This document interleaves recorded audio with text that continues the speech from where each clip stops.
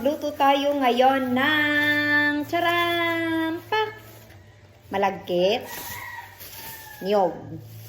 Kukulangin ang niyog natin kaya bumili ako ng Coco Mama. Gawa tayo ng biko guys, pang merienda. Magsaing muna tayo. Saing tayo ng malagkit. Ayan, luto na ang ating malagkit. Kaya gagawa na tayo ngayon ng latik. Ayan, oh. Ayan, gagawa na tayo ngayon ng latik. Halo-halo. Halo-halo lang hanggang sa mag-sticky siya.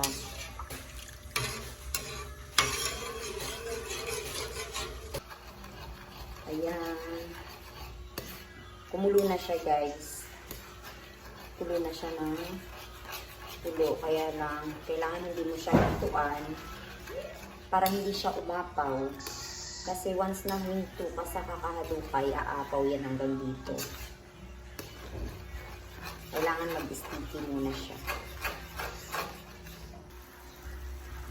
Ayan na guys, malapit na siya.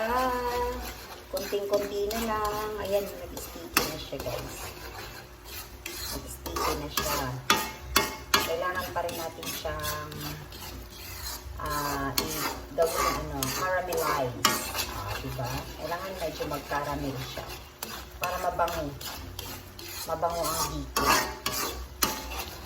Tsaka hindi siya madaling mapanis kapag ganun ang pagkagawa ng biko. Guys. Ayan na siya. Pwede na siyang lagyan ng malagkit. Kasi oh, ayan oh guys, sticky na siya. Nakuha na natin yung texture na gusto natin. Ayan oh. Hindi na yan siya basta-basta mapanis. Kaya, lagay na natin ang malagkit. Patayin na natin para hindi siya masunog sa ilalim kasi mahirap eh. Mahirap masunog. Ayan. Ayan, halo-haloin lang natin hanggang sa maano yung latik. Halo lang ng halo. Pinatay ko kasi yung apoy kanina sa natin. Kasi mahirap yung malakas din yung apoy. Masusunog siya sa ilalim.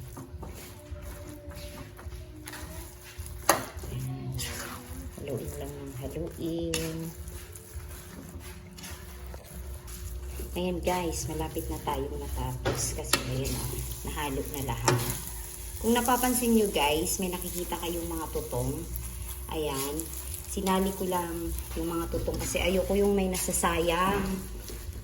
Kasi kadalasan sa iba, hindi sinasali yung tutong. Kaya ako ayoko naman kasi nasasayang yung tutong. Tsaka masarap yung tutong dito guys. Promise. Subukan nyo isali yung tutong dito. Promise, masarap.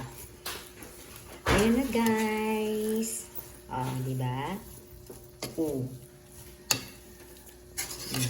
Done. Okay.